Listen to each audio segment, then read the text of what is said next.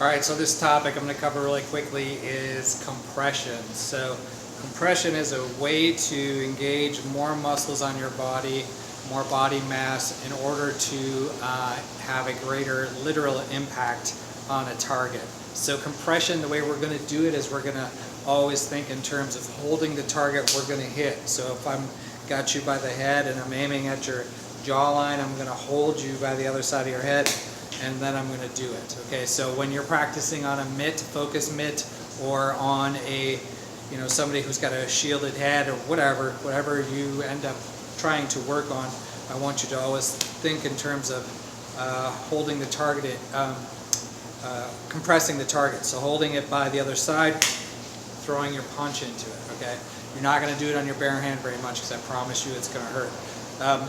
This motion here, right, is a way to bring them both together, right? You can do it on a hammer fist. It doesn't really matter.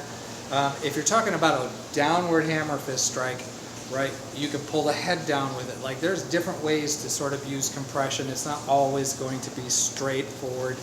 You're going to use that hand regardless for hooking, catching, and things like that, redirecting.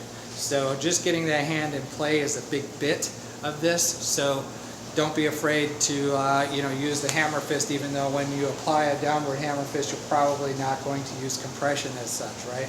And obviously not so much when you're using a supported hammer fist. But most of the other things you can do with any kind of a horizontal-ish strike, it doesn't matter if it's hammer or what, right? You can use a compression. Though the other way to do this is to use pulling, right? So you grab somebody's hand and then you hit them in the ribs, so you basically are attacking their liver or their spleen with your hammer fist. That's a way to do it, right? It's to accomplish the same thing. As you've fenced, you've basically protected yourself, now you're pulling on their arm and hitting.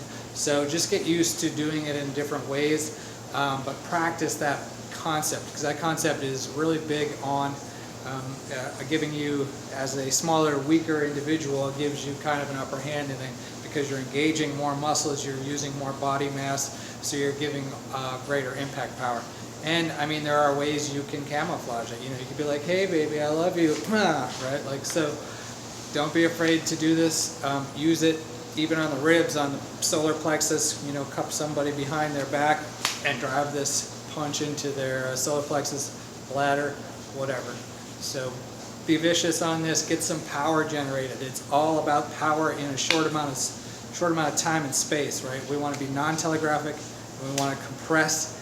The beauty of compressing is that you're also holding on to the target. So even in the chaos of fighting, you don't know what's happening, you can grab something, you can hit it. Okay, you don't have to see it. You can just put your hand out there. If you feel it, you can hit it. I know for a fact several people who I know who've been doormen use this method, and I personally have used this method since I've been training. It works fantastic. So.